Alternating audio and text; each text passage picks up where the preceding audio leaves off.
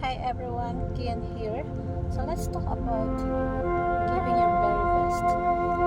Minsan kasi we settle for less na okay na yan, pwede na yan, tama na yan, yun lang yung kaya mo. But if you think of it, that is the small portions of what you can do.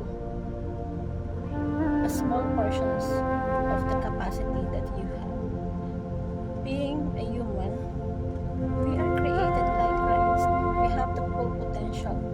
But because we didn't push ourselves to the things that we need to do, we need to give our very best.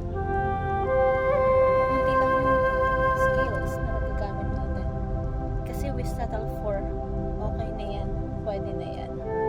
But if you change the mindset that you have right now and focus even the small things that you give your very best, you can all out what you can give. Even the small things, magagawa mo yung best mo, mabibigay mo yung best mo. Huwag mong hahayaan na kahit maliit na bagay lang yan, hindi mo ibibigay. Yung dapat mo gawin, yung dapat mo i-all out. Kasi who knows, you miss the opportunity to give your best in that small thing. Lahat ng bagay, nag-uumpisa sa maliit na bagay. So, kung sa maliit na bagay, hindi mo kayang ibigay yung best mo, what more dun sa malaking bagay?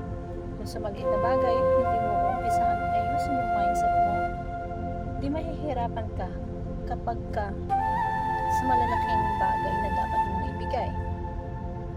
So, you have to change your mindset. You can all out everything that you have right now. So, pull out yourself to have a best versions of you, the new versions of you right now, that you stop yung mindset na pwede na yan, okay na yan, tama na yan, hanggang lang yung kaya mo. Because everything starts in the mind. If you set in your mind ay yun lang yung kaya mo, yun lang ang kaya mo kasi yun lang yung sinabi mo sa sarili mo.